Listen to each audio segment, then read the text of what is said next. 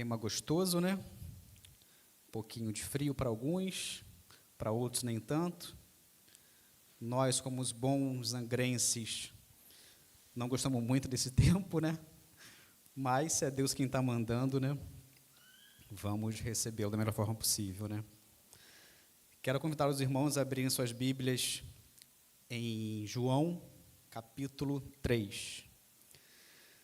Evangelho de João, capítulo 3.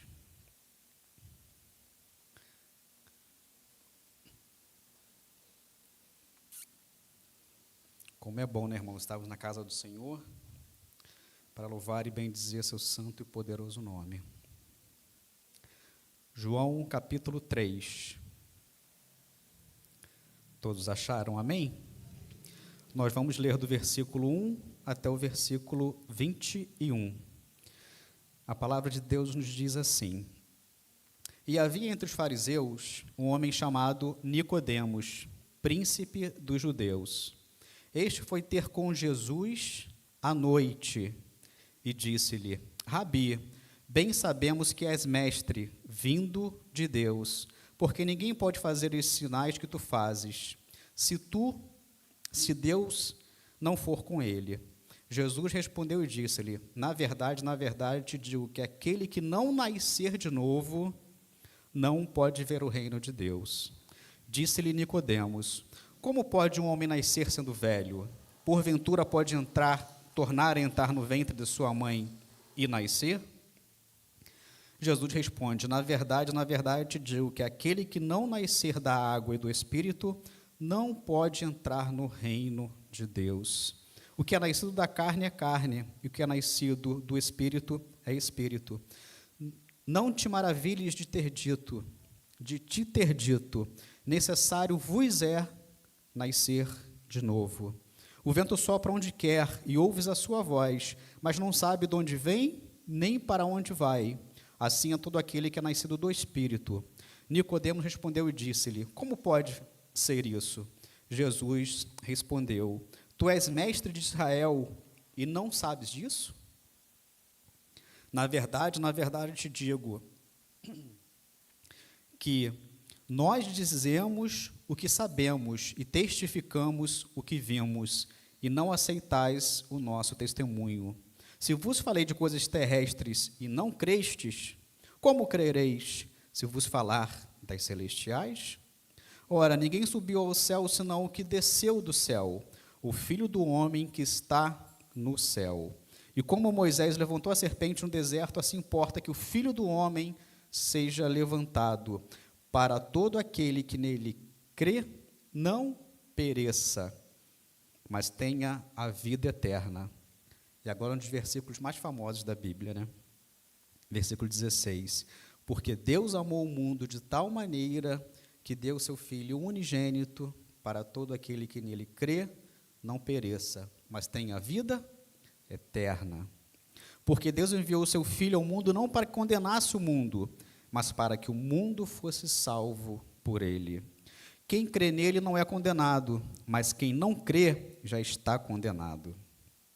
Porquanto não crê no nome do unigênito Filho de Deus. E a condenação é esta, que a luz veio ao mundo e os homens amaram mais as trevas do que a luz, porque as suas obras eram más.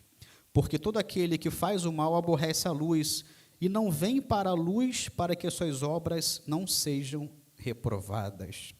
Mas quem pratica a verdade vem para a luz, a fim de que as suas obras sejam manifestadas, porque são feitas em Deus. Amém? Tem um termo que eu costumo usar, irmãos, que é a jesuicidência. O que é a jesuicidência? É aquela... Muito obrigado, irmã. É aquela coincidência que Jesus faz, né? Só um minutinho.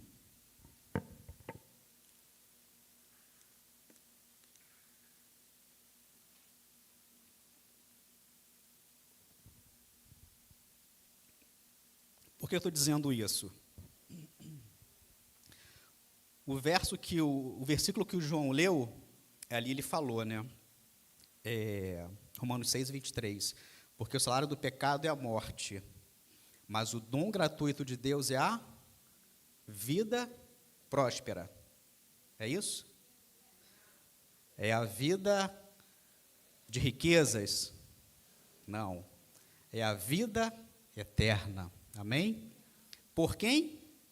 Por Cristo Jesus. E olha o tema da mensagem, irmãos. A vida eterna.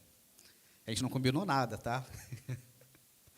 Por isso que eu falei que é famosa Jesuicidências, né? A confirmação do Senhor aí que realmente essa palavra que eu deveria trazer, que Ele queria trazer aos irmãos essa noite. Amém?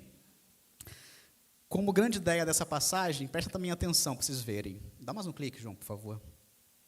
João Renato, né? Às vezes eu posso confundir. Não sei se ficou um pouco pequeno, não, dá para ver, né? Para obtermos a vida eterna, precisamos crer em Jesus Cristo e nos despojarmos do velho homem, ou seja, devemos nascer de novo. Amém? O Evangelho de João, meus irmãos, é o ápice da revelação bíblica. É o livro mais lido do mundo. É um instrumento poderoso nas mãos de Deus para levar multidões aos pés do nosso Senhor e Salvador, Jesus Cristo.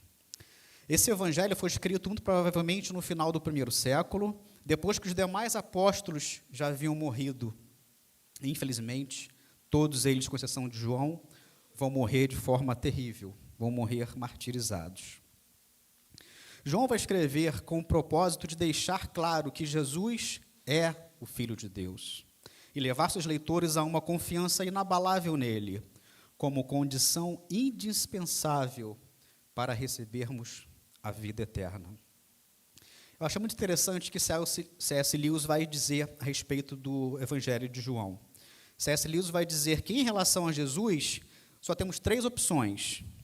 Ou ele é um mentiroso, ou ele é um lunático, ou ele é Deus. Se Jesus não é quem diz ser, então ele é um mentiroso. Se Jesus é quem pensou ser, não é quem pensou ser, então ele é um lunático. Mas se Jesus é quem diz ser, então ele é o próprio Deus. Amém? Olha que interessante, irmãos. Para muitos estudiosos, o Evangelho de João é o livro mais importante da história. Steve Lawson vai chamá-lo de o Monte Everest da teologia, o mais teológico dos evangelhos. Charles Erdman o considera o mais conhecido e o mais amado livro da Bíblia, provavelmente a mais importante peça de literatura que há no mundo. Para o teólogo William Hendrickson, o Evangelho de João é o livro mais maravilhoso já escrito. E outro teólogo, Lawrence Richards, vai descrevê-lo como o Evangelho universal. Mateus vai apresentar Jesus como sendo rei, Marcos como servo e Lucas como homem perfeito. Mas João vai apresentar Jesus como sendo o próprio Deus. Os 3 primeiros evangelhos são chamados sinóticos por causa da semelhança que eles têm entre si. João, porém, distingue-se dos demais evangelhos pelo seu conteúdo, estilo e propósito de escrita. Charles Swindoll disse que não temos 4 evangelhos, temos apenas um evangelho escrito por 4 pontos de vista diferentes. Temos uma biografia elaborada por 4 testemunhas, cada escritor escrevendo de uma perspectiva, através de uma perspectiva peculiar. Junto com Pedro e Tiago, João formou o grupo mais íntimo dos 3 discípulos que estavam com Jesus na ressurreição da filha de Jairo, na transfiguração e na angústia no jardim do Getsêmani. Dos 3, João era o mais íntimo de Jesus. Ele é conhecido como o discípulo amado. Foi João quem se inclinou sobre o peito de Jesus durante a última ceia. Foi João quem acompanhou o seu Senhor no julgamento, quando os demais discípulos fugiram. De todos os apóstolos, foi ele o único que esteve ao pé da cruz para receber a mensagem de Jesus antes dele expirar. E muito provavelmente foi João quem cuidou de Maria após a morte de Jesus. Dando um clique, João Renato.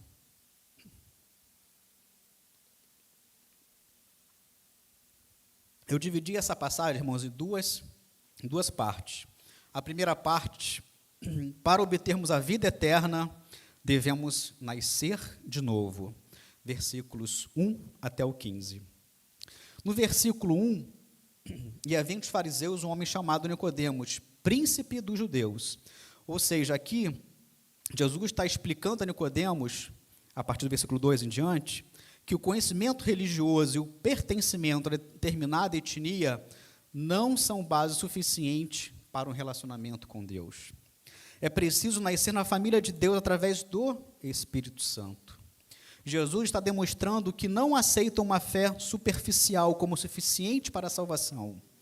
Embora Nicodemos tivesse reconhecido Jesus como um mestre vindo da parte de Deus, com capacidade de operar grandes sinais, sua fé era deficiente, pois baseava apenas no testemunho dos milagres.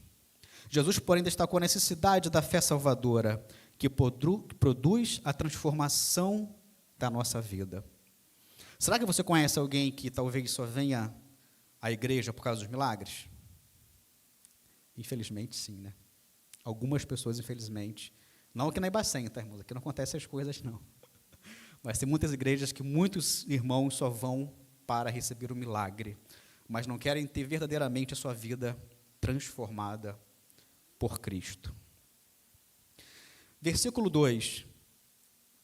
Então, este foi ter com Jesus à noite e disse-lhe: Rabi, bem sabemos que és mestre vindo da parte de Deus, porque ninguém pode fazer esses sinais que tu fazes se Deus não for ter com ele. Nicodemos vai encontrar Jesus à noite. Mas talvez venha aquela pergunta: por que à noite? Por que não foi durante o dia? Para se beneficiar da cobertura da escuridão? Por temor dos olhos do público, porque ele era um rabi? Por não querer se associar ao mestre operador de sinais? Por querer se manter no anonimato? Talvez todas essas perguntas, a resposta seja sim, né? O teólogo D.A. Carson vai dizer que Nicodemos se aproximou de Jesus à noite, mas que a noite dele era muito mais escura do que ele pensava. E quando eu li esse comentário, irmãos, eu confesso a vocês que esse comentário serviu para mim. Porque quando eu busquei Cristo, lá em março de 2009, a minha noite era terrível. Na época eu tinha acabado de me separar, estava distante do meu filho, dos amigos. Toda a minha família, meus amigos verdadeiros, moravam aqui em Angra, e eu no Rio sozinho. E se não fosse Deus na minha vida, eu nem sei se eu estaria aqui hoje. E isso mexeu muito comigo quando eu li, porque isso foi para mim. Né? Muitas das vezes a gente vem buscar a Deus quando a nossa noite é muito mais escura do que a gente imagina. E não deve ser assim, né, irmãos? Devemos procurar Cristo o tempo todo, tanto na escuridão quanto na luz do dia, ou seja, nas bênçãos ou nas dificuldades. Amém? Versículos 3, 4 e 5. O novo nascimento é a mais importante e mais urgente necessidade de nossas vidas. Eu e você precisamos nascer de novo. Sem o novo nascimento, Deus estará contra nós no dia do juízo. Sem o novo nascimento, a palavra de Deus nos condenará no dia final. Sem o novo nascimento, o céu estará de portas fechadas para mim e para você. Jesus diz que se alguém não nascer da água do Espírito, não poderá entrar no reino de Deus. Jesus leva isso tão a sério que ele vai repetir essa mesma palavra, essa mesma frase, praticamente, no versículo 7. Você pode ser uma pessoa rica, culta, respeitável e religiosa como Nicodemos, mas se não nascer de novo, estará perdido. Você pode ser uma pessoa zelosa, conservadora e observadora dos preceitos religiosos, assim como Nicodemos era. Mas se não nascer de novo, não haverá esperança para a sua alma. Você e eu podemos praticar muitas boas obras, dar esmolas, ter uma vida bonita e até mesmo fazer orações que são vidas no céu. Mas se não nascermos de novo, não entraremos no reino de Deus. Mas talvez você se pergunte, por que é tão necessário nascer de novo? Por que a gente está batendo tanto nessa tecla? Porque a inclinação do nosso coração, irmãos, é contra Deus. Nós jamais desejaremos conhecer Deus se o próprio Deus não tocar no meu e no seu coração. Nós jamais teremos sede de Deus se o próprio Deus não provocar essa sede em nós. A inclinação da nossa carne é inimizade contra Deus. Nossa natureza é pecaminosa e totalmente caída. Se eu e você formos deixados à própria sorte, com certeza morreremos. Da mesma forma que um ser humano jamais é o autor da sua existência, assim também nenhum ser humano pode dar vida à própria alma. É necessário nascer de novo, porque sem um novo nascimento nós não podemos ver o reino de Deus, e muito menos entrar nele. A não ser que Deus mude as disposições íntimas da nossa alma, que transplante em nós nosso coração de pedra, que nos dê um coração de carne, a não ser que você e eu recebamos o toque regenerador do Espírito Santo, jamais podemos entrar no reino de Deus. D.A. Carson vai dizer que o que deve ser percebido na insistência de Jesus sobre o novo nascimento como pré-requisito para a entrada no reino de Deus é o fato de que essa verdade não se aplica a um homem de calibre de Nicodemos. Se Nicodemos, com seus conhecimentos, talentos, entendimento, a posição que ele tinha e integridade não podia entrar no reino prometido em virtude de sua posição e obras, que esperança há para alguém que procura salvação por essas vias? Mesmo para um Nicodemos, deve haver uma transformação radical. Radical. A geração de uma nova vida, ou seja, um novo nascimento. Não se trata do conserto de uma parte, mas da renovação de toda a nossa natureza. Para o teólogo escocês F.F. Bruce, o significado de ver o reino é a mesma coisa que a vida eterna. Ser nascido de cima ou do novo, no sentido de que essas palavras têm aqui, é ser nascido de Deus. Eu e você precisamos ser nascidos de Deus. Devemos nascer de novo porque uma fé intelectual ou emocional é insuficiente para entrarmos no reino de Deus. Algumas pessoas, ao ver os milagres de Jesus, creram nele. Nicodemos foi a Jesus admirado pelos milagres que ele fazia. Ainda hoje, as pessoas procuram Jesus somente por causa do seu milagre. Contudo, para ser salvo, devemos olhar não para os milagres, mas para aquele que foi levado à cruz. Eu e você devemos olhar para Cristo, sempre, sempre. Independentemente se ele vai realizar ou não milagres nas nossas vidas. Muitos foram atraídos a Jesus com uma fé apenas intelectual ou emocional. Nicodemos também ficou impressionado com o que Jesus fazia. Isso o levou a reconhecer que Jesus era vindo de Deus e que Deus estava com ele. Mas essa fé não é o suficiente para salvar a nossa alma. Crer em milagre apenas não é o bastante para nos levar para o céu. Quando Nicodemos se aproximou de Jesus, rendendo-lhe os mais altos elogios, Jesus desvia o assunto para uma necessidade urgente de que Nicodemos devia nascer de novo. Assim como nós também precisamos nascer de novo. O teólogo John MacArthur vai dizer que Jesus não estava interessado em discutir seus milagres. Olha que interessante. Mas tinha como resultado uma fé superficial. Pelo contrário, ele foi direto ao ponto, mostrando a Nicodemos a necessidade da transformação do seu coração por intermédio do novo nascimento. O versículo 7 é interessante porque Jesus impõe aqui Jesus é bem enfático, né? Não te maravilhas de te ter dito, necessário vos é nascer de novo. É como se fosse um imperativo, né? Jesus está impondo, está afirmando que é necessário que o fariseu Nicodemos nascesse de novo. Seu novo nascimento, o céu não apenas seria impossível para nós, mas também não seria um lugar desejável para a nossa alma. Aqueles que nunca nasceram de novo amam mais as trevas do que a luz. Por isso o destino deles é de trevas eternas. Olha que terrível. F.F. Bruce vai dizer que pelo nascimento natural as pessoas tornam-se membros de uma família terrena.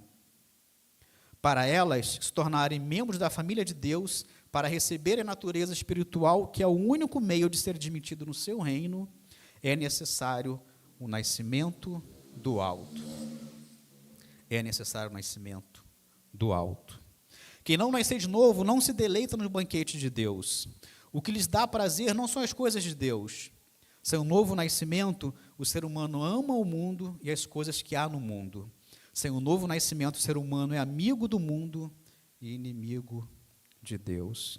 Sem um novo nascimento, o ser humano se conforma com o mundo e vive segundo o seu curso. Por isso, eu e você devemos ser pessoas diferentes. Crente diferente das pessoas que amam mais ao mundo do que o próprio Deus. Devemos ser diferentes dessas pessoas. Estamos aqui no mundo, mas nós somos cidadãos do céu. Amém? O novo nascimento não equivale a ser bem-sucedido financeiramente, porque Nicodemos era muito rico. Nicodemos era um fariseu, tinha muito dinheiro. Mas o dinheiro não satisfazia a sua alma. Seu dinheiro não garantia a segurança da sua alma. Quando um rico morre, o máximo que seu dinheiro pode lhe dar, irmãos, é um belo funeral. É um belo funeral. Nicodemos era rico, mas não era salvo. Ele tinha muito dinheiro, mas não tinha a paz em seu coração, nem a salvação da sua alma. Será que você conhece alguém assim? Que é muito rico, tem muito dinheiro, mas tem a sua alma completamente abalada, tem o seu interior triste? Eu conheço. Eu conheço.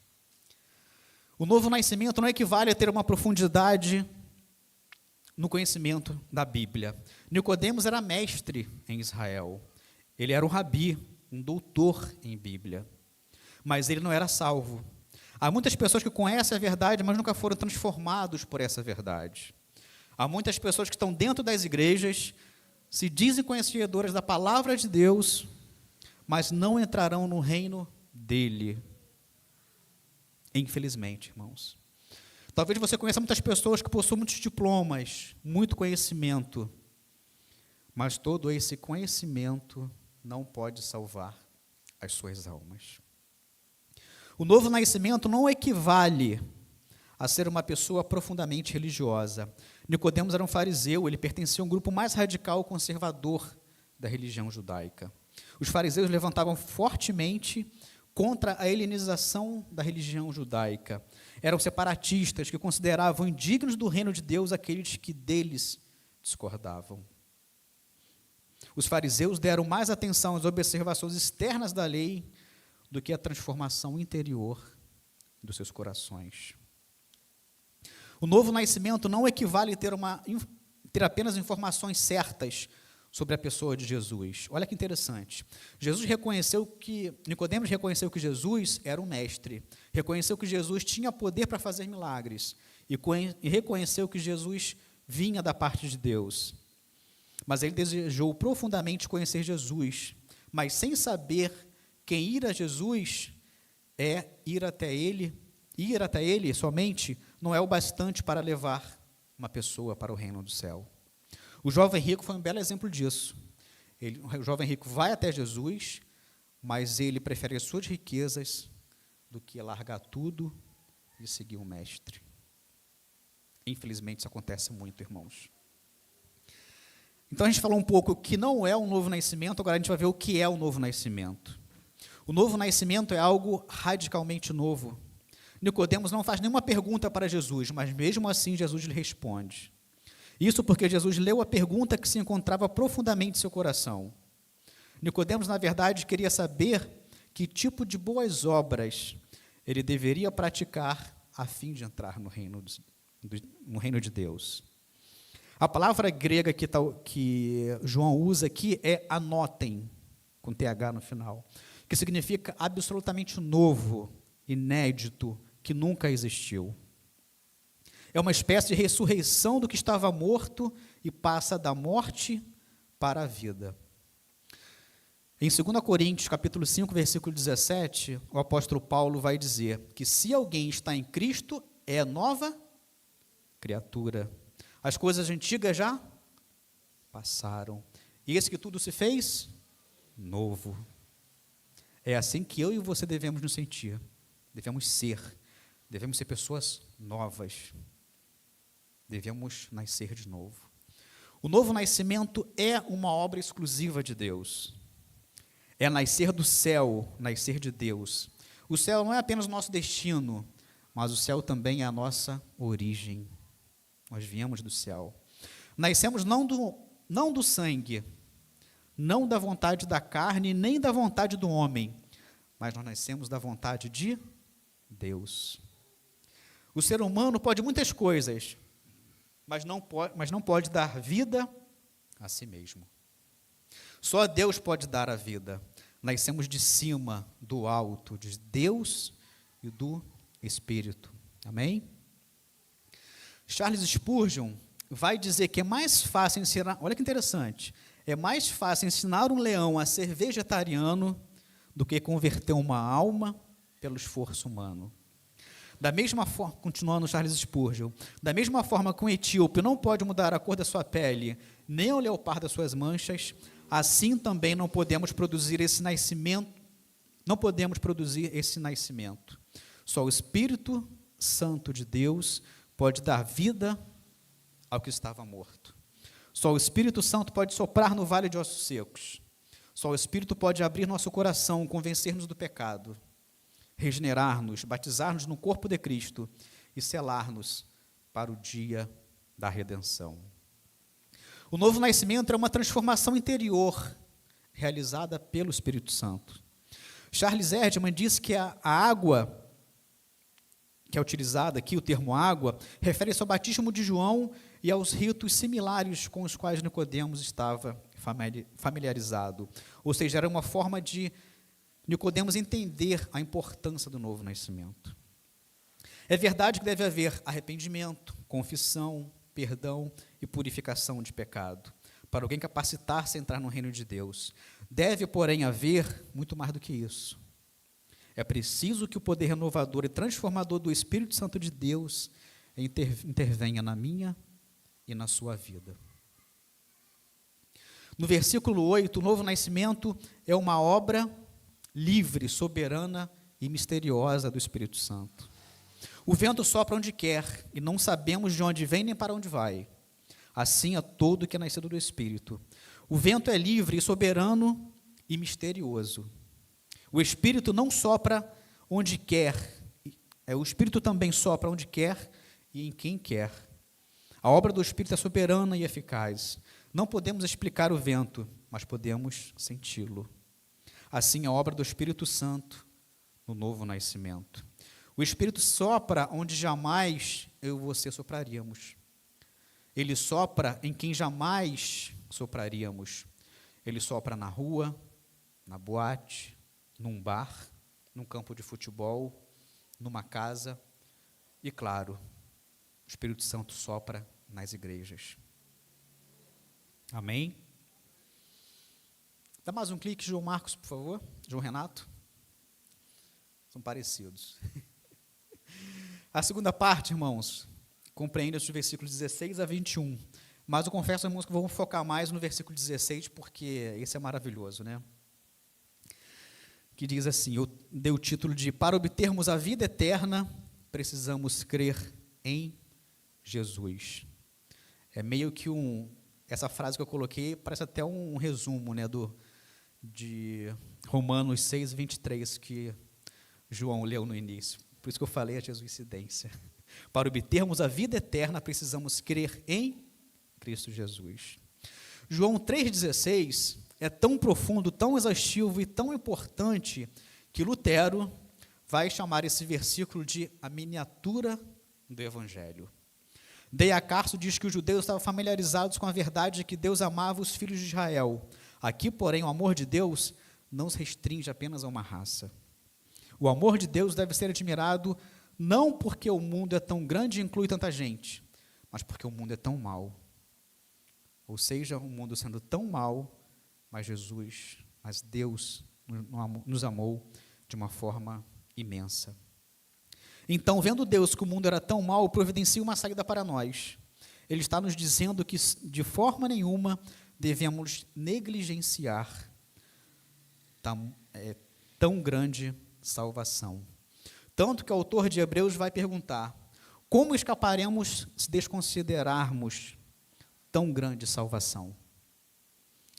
E Jesus responde essa pergunta nesse versículo. A salvação é grande, meus irmãos, por causa da sua procedência. Por quê? Deus amou. Porque Deus, olha a procedência da salvação, é de Deus. O amor de Deus por nós é eterno e incondicional. O Criador dos céus e da terra colocou seu coração em você desde a eternidade. O amor de Deus por você é eterno e perseverante. Deus persevera por mim e por você. O amor de Deus é espontâneo e autogerado. Não merecíamos o amor de Deus. Ele nos amou quando éramos seus inimigos. Ele nos amou apesar de sermos pecadores.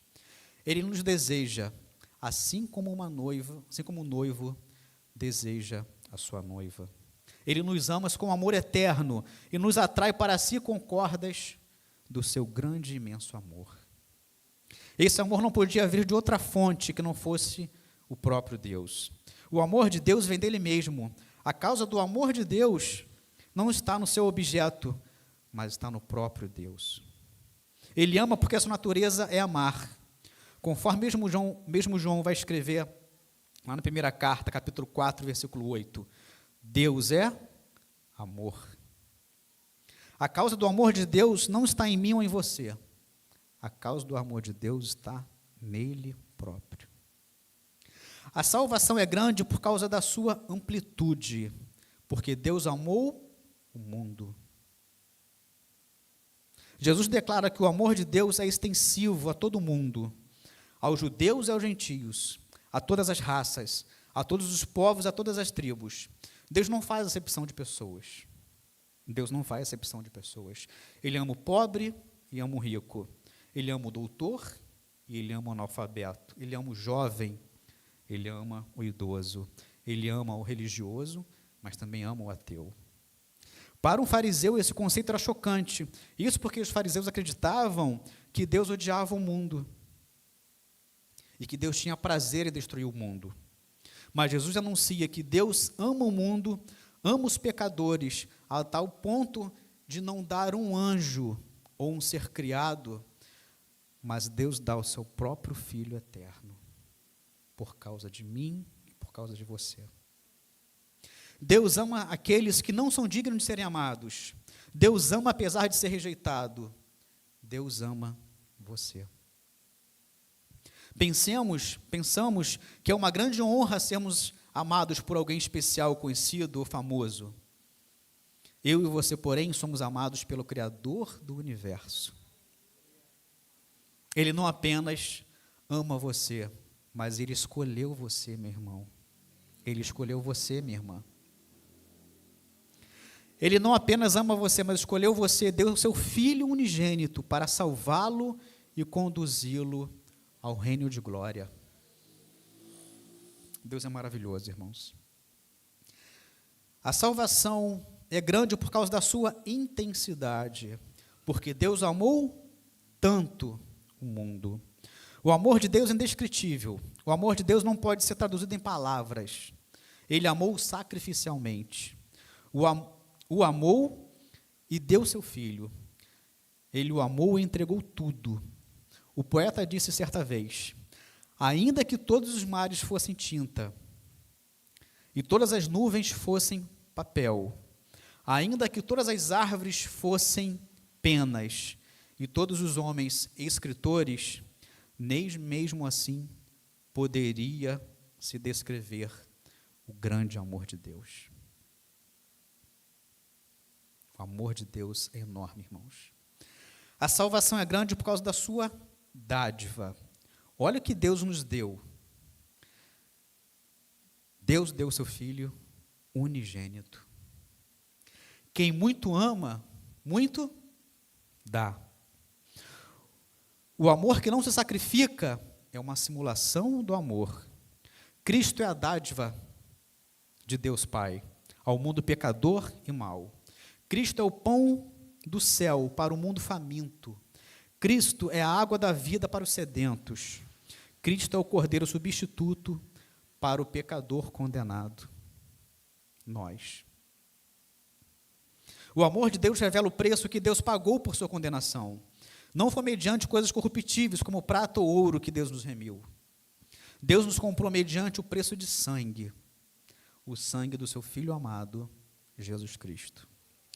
Deus enviou o seu Filho ao auxílio entre os homens. Jesus se esvaziou, nasceu numa estribaria, cresceu numa carpintaria e morreu numa cruz. O Senhor enviou o herdeiro de todas as coisas para uma cidade pobre, para uma família pobre, e ele, sendo rico, se fez pobre, não tendo onde reclinar a cabeça. Deus enviou o seu Filho ao mundo para ser escorraçado, pisoteado, esbofeteado e pregado numa cruz. Jesus sempre foi o dom de Deus. Sua promessa foi dada na queda do homem. Através dos tempos, o Pai se manteve fiel à sua promessa. Ele olhava para o seu Filho unigênito e ele via a cruz. Todos os sacrifícios realizados pelos sacerdotes, lá no Antigo Testamento, pronunciavam que na plenitude dos tempos, o Senhor certamente entregaria seu Filho para morrer em nosso lugar. A salvação é grande por causa da oportunidade, ou seja, com a oportunidade, todo aquele que nele crê. Olha a oportunidade que Deus nos dá. A salvação não é o resultado das obras que fazemos para Deus, mas da fé que depositamos em Cristo. O texto não disse que Deus deu o seu Filho a todos que guardam a lei, a todos que foram eticamente sadios, a todos os religiosos. Não. A todos que praticam as boas obras, também não. Mas Deus deu o seu Filho unigênito a todo aquele que nele crê. Não basta saber que Cristo morreu na cruz. É preciso entender e aceitar que Ele morreu por você, meu irmão, minha irmã. Nós temos que entender e aceitar isso. É preciso saber que Ele comprou para você a vida eterna. Ele morreu em seu lugar e em meu lugar. É preciso colocar nossa fé em Jesus e aceitar o que Ele fez por nós. A salvação é grande por causa da segurança do livramento. Ou seja, não pereça. Existe um perigo eterno, existe uma condenação eterna. A única maneira de eu e você escaparmos dessa condenação, dessa ira vindoura, é crer em Jesus Cristo. O juízo divino alcançará todos. Aqueles que creem serão selados, lavados, justificados, guardados. E eu e você temos o nosso livro escrito no livro da Bíblia, no livro da vida. Quem crer jamais será condenado eternamente. Se você crer em Cristo, embarcará num navio que não pode naufragar. Olha que segurança, irmãos. Mesmo que o mar se revolte, aquele que crê já passou da morte para a vida, e está justificado, e não há mais nenhuma condenação contra mim, nem contra você. Não há, irmãos. Cristo levou a nossa condenação. E por último, a salvação é grande por causa da sua oferta. Mas tenha a vida eterna. É interessante, né, irmãos, que a gente às vezes vai olhar, a gente não vê, como muitas igrejas pregam, né, a teologia da prosperidade. A gente vai ver que em nenhum momento Deus fala, né, que teremos uma vida sem aflições, sem dificuldades, sem desertos. Não. Mas o mais importante, ainda que eu e você passamos por dificuldades, por doenças terríveis, por coisas dificílimas, mas o mais importante é que nós temos em Cristo a vida eterna. Deus tem para nós a vida eterna. Não é a vida passageira, é a vida eterna. É a mesma vida de Deus. Olha que privilégio, irmãos. Olha que privilégio. É uma vida abundante, superlativa, maiúscula, eterna. É uma festa que nunca pode acabar. Olha, presta atenção.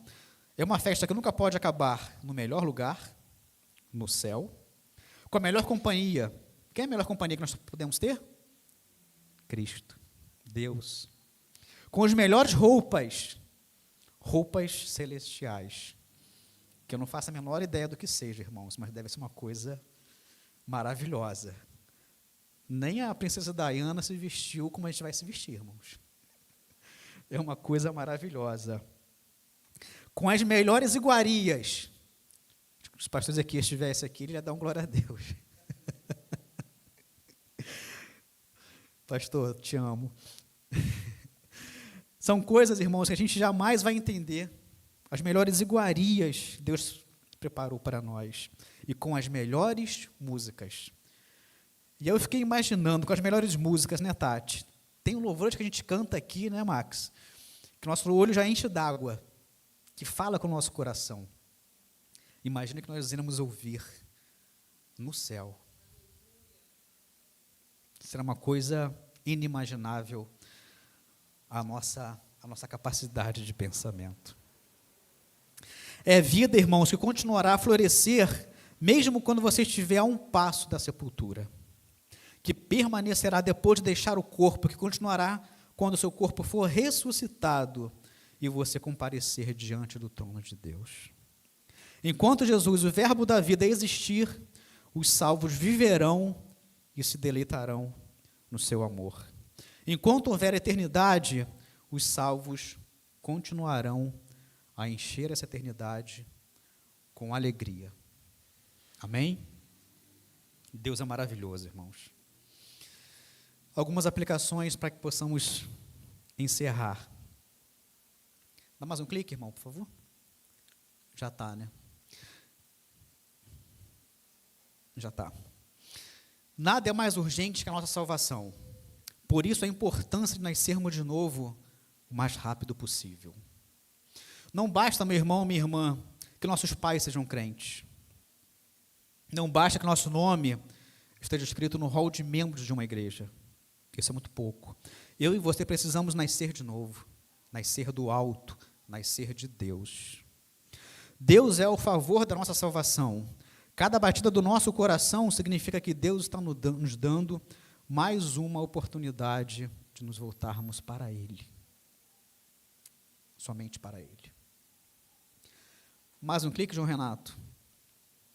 Outra aplicação. Precisamos entender que Cristo verdadeiramente nos ama. E como prova disso, Ele morreu numa cruz por causa de mim, por causa de você. Ele morreu por causa de nós. Deus amou você antes de você nascer. Olha que interessante, irmãos. Antes de lançar os fundamentos da terra, Deus já amava você. Antes que o sol brilhasse no firmamento, olha que maravilhoso, irmãos. Deus já havia colocado o coração dele em nós. Antes que a terra desse seu primeiro fruto, olha que maravilha, Deus já havia derramado o seu coração em nós. Ele planejou você, Ele pensou em você, Ele estava formando você no ventre da sua mãe.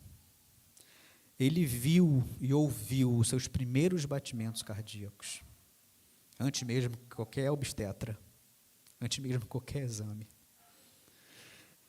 Deus viu quando você respirou pela primeira vez. Ele conhece cada pensamento, cada palavra, cada desejo, cada sussurro da sua alma. Ele nunca desistiu de amar você. Meu irmão, minha irmã, Deus não abre mão de você. Ele não abre mão de você, jamais. Todo o veneno que nos matava foi lançado sobre ele. O sol o sol escondeu seu rosto, o Pai não pôde ampará-lo na cruz. Ele morreu em nosso lugar, mas antes de morrer deu um brado de vitória. Rasgou o escrito da dívida que era contra nós, esmagou a cabeça da serpente e com seu sangue nos redimiu para Deus. Quando olhamos para Cristo, quando cremos nele, confiamos no que ele fez por mim, por você, então somos salvos e recebemos a vida eterna. E só então acontece o novo nascimento. Amém? Agora, para encerrar, irmãos, eu quero trazer uma rápida ilustração para vocês. Achei muito interessante, mexeu muito comigo essa ilustração. Presta atenção. Um certo dia, um pastor estava em seu gabinete pastoral. O homem entrou, o cumprimentou e disse: eu estive ontem à noite no culto desta igreja. Na mesma hora, o pastor o parabenizou e expressou sua alegria pelo fato daquele homem ter participado do culto. Então o homem respondeu: mas eu não vim participar do culto. Eu não vim participar do culto. Então o pastor perguntou o que ele veio fazer na igreja. O homem olhou fundo nos olhos do pastor, daquele pastor, e disse: vim roubar um carro. Eu era um traficante. Na mesma hora o pastor perguntou: e o que aconteceu ontem à noite? Comovido, o homem confessou. Presta atenção. Enquanto eu estava observando os carros, fui atraído irresistivelmente por uma música que saía do templo. Como eu estava com um revólver na cintura, entrei e me deparei com uma força maior que a minha. A palavra de Deus entrou direto no meu coração como uma flecha. Saí correndo para casa chorando. E minha esposa me perguntou: o que aconteceu com você? Alguém o feriu? O homem respondeu: não, mulher. Aquele homem que você conhecia morreu. Sou uma nova criatura. Deus salvou a minha vida. Será que você pode falar que você é uma nova criatura? Será que você pode dizer que Deus salvou a sua vida? Feche teus olhos, meus irmãos, com esse mesmo pensamento. Vamos fazer uma oração. Amantíssimo e eterno Deus, muito obrigado, Pai, por tudo que o Senhor fez por nós naquela cruz do Calvário, Deus. Não podemos ter ideia, Deus, dos açoites que o Senhor sofreu, dos cuspes que o Senhor recebeu no seu rosto, da dor que o Senhor sentiu, Deus, daquela coroa de espinhos, daqueles cravos, Deus, presos na sua mão, nas suas mãos e nos seus pés. Não fazemos ideia, Pai, do que o Senhor passou ali. Mas sabemos, Deus, que tudo isso foi prova do seu grande amor que o Senhor tem por nós. Obrigado, Deus, por tão grande amor. Obrigado, Deus, porque o Senhor salvou cada uma de nossas vidas. Obrigado, Deus, porque somos salvos e somos felizes, porque nós nascemos de novo e porque o Senhor deu o seu único Filho unigênito para morrer no meu lugar e no lugar dos meus irmãos. Obrigado, Deus. Continuo colocando esse desejo maravilhoso, Pai, de te buscarmos a cada dia e cada vez mais. Obrigado, Deus, porque a tua palavra foi exposta. E quando nós estudamos, Deus, alguma exposição da tua palavra, Deus, essa palavra tem que falar primeiramente conosco. E como falou comigo essa palavra, Deus? Por favor, Deus, continua abençoando nossas vidas, apesar das dificuldades, apesar dos vales que passamos, Deus. Por favor, Deus, jamais afaste de nós a tua presença, Pai, porque nós não somos nada sem o Senhor. Nós não podemos, nós não somos, nós não conseguimos nada, Pai, sem a tua gloriosa permissão. Por favor, Deus, da mesma forma que o Senhor nos trouxe hoje para cá, que o Senhor nos leve para casa, debaixo das tuas poderosas e fortes mãos. Obrigado por tudo. Não temos palavras para te agradecer, Deus, o teu grande, imenso amor que o Senhor tem por nós, Pai. Por favor, Deus, obrigado, obrigado. É assim que nós oramos, agradecidos por tudo, Deus. No nome do teu Filho amado, Jesus Cristo. Amém. Com uma oração silenciosa, está encerrado o culto de hoje.